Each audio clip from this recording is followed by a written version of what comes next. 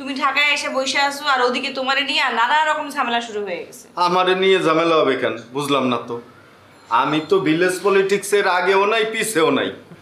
ভাই কিছু মানুষ ওই ভিলেজ পলিটিক্সে না জড়ালেও পদে পদে বিপদে পড়ে। রোমিও ভাই তাদের মধ্যে একজন। তুমি নাফিজা আর ঝিনুকের মধ্যে ঝগড়া বাঁধা দিছো। ওরা ছিল গলায় গলায় বান্ধবী, এখন একজন আরেকজনের চেহারাই দেখতেছে না। তোমার এই সব কথা কে কইছে? নিশ্চয়ই বুলেট।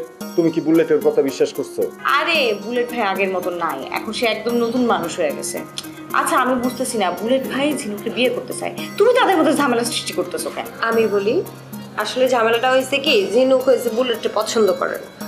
ঝিনুক পছন্দ করে রোমিও ভাইকে, ঝিনুক বিয়ে করতে চায় রোমিও ভাইকে।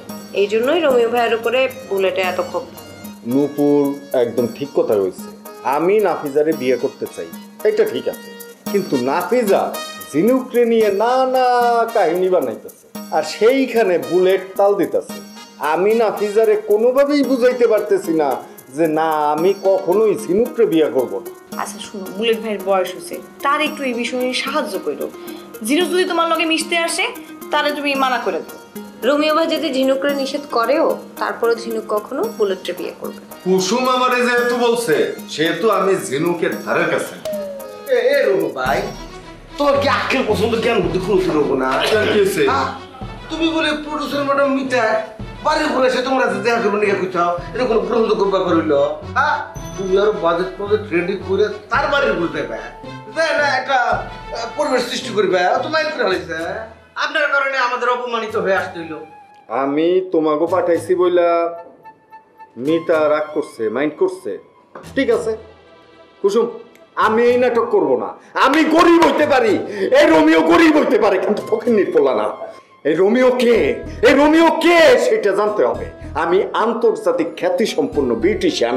আমার এই হাতে, এই রোমিওর হাতে ক্যাটরিনা প্রিয়াঙ্কা এরা মেকআপ নিচ্ছে। কুসুম তুমি ভালোই ভালোই মিতারে জানাই দাও রোমিও এই নাটক করবে না। আরে পাগলামি করো না তো, মিতাপা ওদের অপমান করছে এই কথা আমি মানতে পারতাছি না। নিশ্চয়ই কোথাও না কোথাও ঝামেলা আছে। আচ্ছা আমার মাথায় না একটা জিনিস ঢুকতেছে না, মিতা তো কোনো সময় গ্রামের মানুষের সাথে খারাপ ব্যবহার করে না, তাই না? কিন্তু হঠাৎ করে মানে ও কেন খারাপ ব্যবহার করবে? আচ্ছা জগলু তুমি সত্যি করে বলো তো, তুমি কি মিতাকে কোনো উল্টাপাল্টা কথা বলছো? না, আমি কোনো সংলাপই দেই নাই, সালাম দিয়ে কুল পাই না, আর বাড়তি কথা কত প্রশ্নই আসে না। না এগুলো তো বাড়তি কথা করার বিষয় না, কত অল্প হয়েছে, কিন্তু অল্প কথার মধ্যে বোঝা যায় না। মানে আমি বুঝে হালাইছি যে মিতা খুব মাইন্ড করছে, মানে এটা আমি আন্দাজ করে বলতেছি আর কি, যে যেহেতু তাকে ওই বাড়িতে ডাকা হয়েছে, কিন্তু উচিত তো ডিরেক্টরের ওই বাড়িতে যাওয়া, সব কিছু মিলা এটা আমার ব্যক্তিগত একটা ধারণা আর কি। তোমরা আয়সা যেমনি কথাটা কইলা, মনে হয়েছে কি জানো, যে মিতা আপা রোমিও ভাইয়ের উপর রাগ কইরা তোম করে বাড়ি থেকে বাইর করে দিছে। এই তিল রে তাল করা বাবুলের অভ্যাস। তোর জন্য এখন গিয়ে আমার মিতা আপার সাথে ঝগড়া করতে হবে। আচ্ছা ঝগড়া করতে হবে না, আমি মিতা আপারে ফোন দিতেছি, তোমরা বসো।